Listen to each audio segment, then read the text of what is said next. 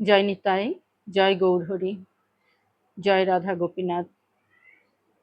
ধ্রুব মহারাজ কেন অত অল্প বয়সে ভগবানের দর্শন পেয়েছিলেন? ধ্রুব মহারাজের মাত্র 5 বছর বয়সে ভগবান বিষ্ণুর দর্শন পাওয়া ঘটনাটি অত্যন্তই চমৎকার এবং অনুপ্রেরণাদায়ক। এত অল্প বয়সে তার এই পরম প্রাপ্তির পেছনে কি কারণ ছিল? আসুন আমরা একটু বোঝার চেষ্টা করি। প্রকৃতপক্ষে ধ্রুব মহারাজের ছিল অটল সংকল্প আর তীব্র ইচ্ছা।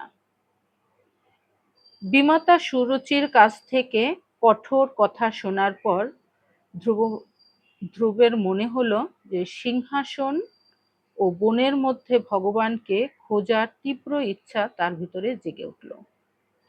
তিনি যখন বনের দিকে রওনা হলেন তখন তার মনে কোনো দ্বিধা ছিল না। 5 বছরের একটি শিশুর এই রকম করব অথবা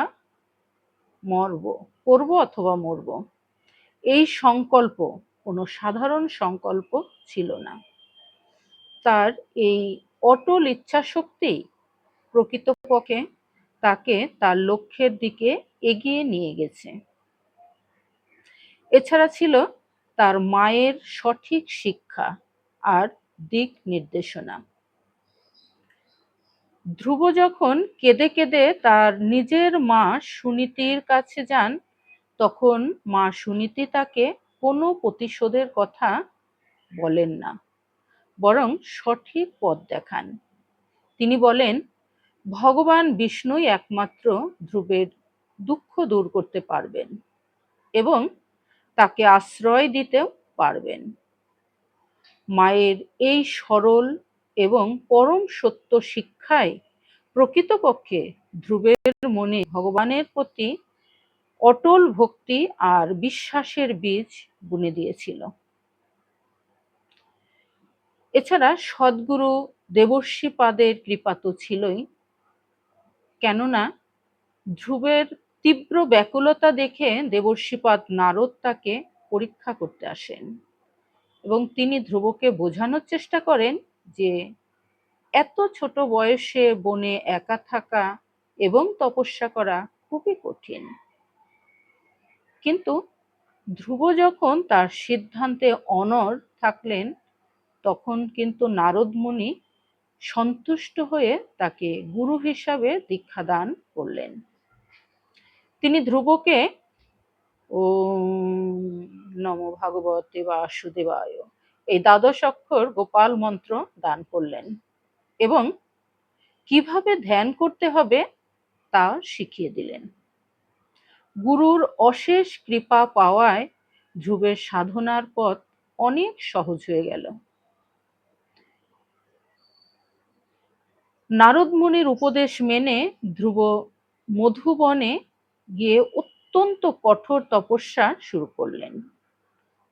প্রথম মাসে তিনি কেবল 3 দিন পর পর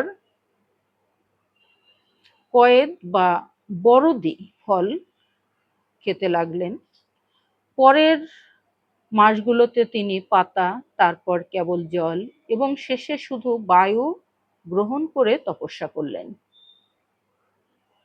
শেষ মাসে তিনি শ্বাস নেওয়াও বন্ধ করে দিয়ে এক পায়ে দাঁড়িয়ে পরমাত্মার ধ্যানে মগ্ন হয়ে গেলেন।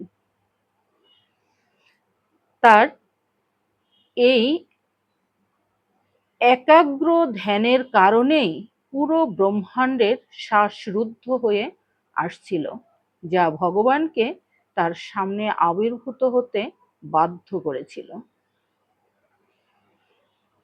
তো ভক্ত, এই যে ধ্রুব মহারাজের উপাখ্যানটি আমরা শ্রবণ করলাম, এর থেকে আসলে আমরা কি শিখলাম?